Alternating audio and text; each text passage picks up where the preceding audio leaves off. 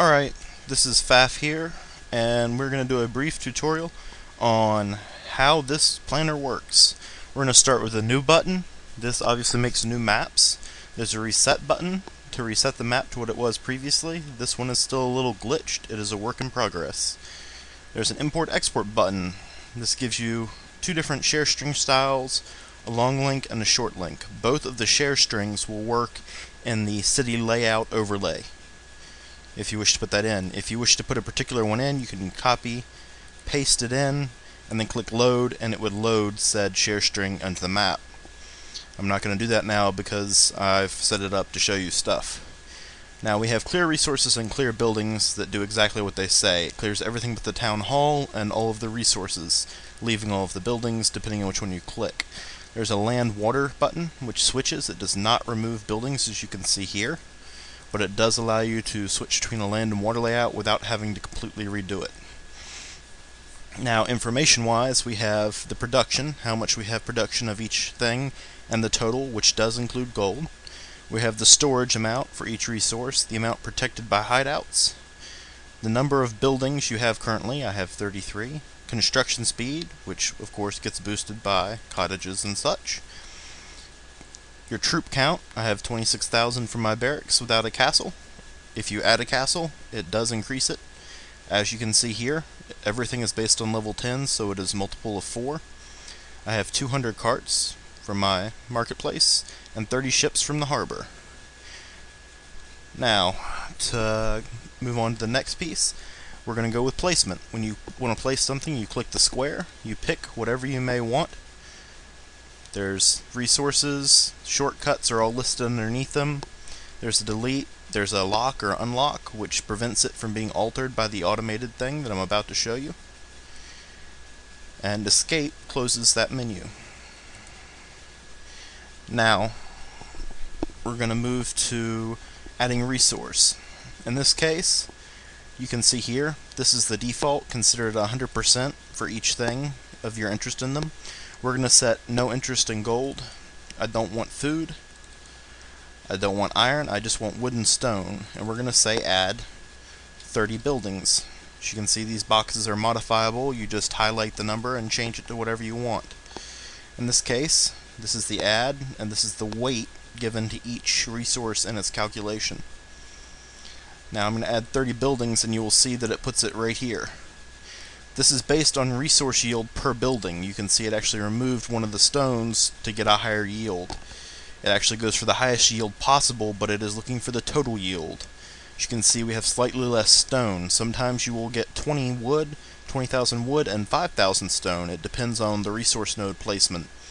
The more you have of any given resource, the more likely it is to place that type of building. It is trying to optimize for the total amount produced. If you do not alter gold, it will automatically put gold into all of your cities, basically. Now there's an add cottage button. Occasionally it's broken, as it is right now. And the fix for that is just to go to export import, copy a share string, clear the resources and buildings, and paste said share string back in and load it. And then when you click add cottage, you can see it's adding cottages. It adds them at the best possible resource place, getting you the highest yield for them. Now as you can see, it's stopped, and it's giving me an error that you can't really see down there. Whoop.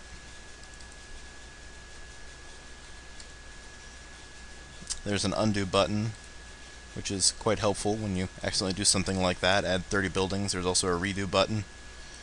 But as you can see, there's no place for the cottages to go where it could boost my resource. So when I say add cottage, it gives me a message that you can't see because of the scroll bar right now that basically just says there's nowhere decent to place a cottage. You can still place them manually, obviously, but that's to keep you from just adding redundant cottages, basically. Now, we're going to switch to the military tab here.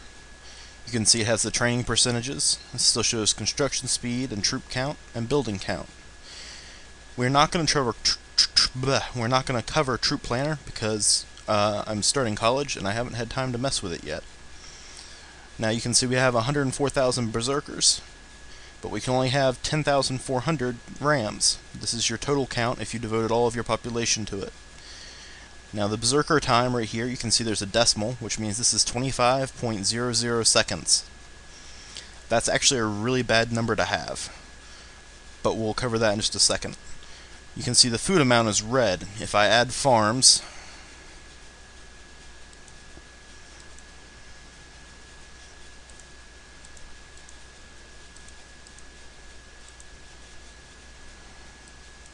it's actually going to take quite a few because we do have a very high troop count. There we go. You can see we can now feed our rangers and have 13,000 extra, or it's going to take 13,000 food to feed them, and we're now producing 17, which means this number turns white, indicating we have enough food to produce it and feed those troops. Now if we start removing farms, eventually once we drop below the indicated amount, you can see it turns red again, indicating the city cannot feed that amount anymore.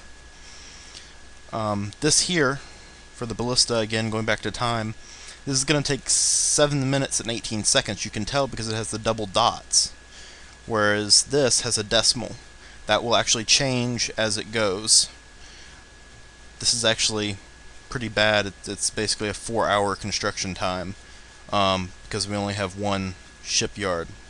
If we started adding a few more, we'd probably see that go down to something quite a bit more manageable there. We've got it down to about an hour. Now, the reason this is a bad troop time, as I was saying just a minute ago, is because if we remove this, you can see it goes up to 44 seconds. But if we add another building, 19, still good, 16, 1250, 1026, and eventually we will get this down to what should be 6-second recruitment, or 3-second recruitment times for berserkers.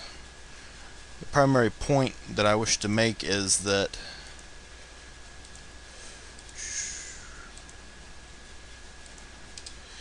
this is the same thing as 4 seconds, because it rounds the last part of this decimal. So this is 5 seconds, this is 4 seconds. It doesn't matter how close it is. If you get this down to 3 seconds and 51, 3.51, it's still 4 seconds. So when you're planning your troop cities, keep that in mind on this. It does not round that for you. And that should be pretty much everything. Obviously there's different shapes and sizes for placement. I don't think I touched on that. And you can place as many as you want and remove them later. And I think that's everything.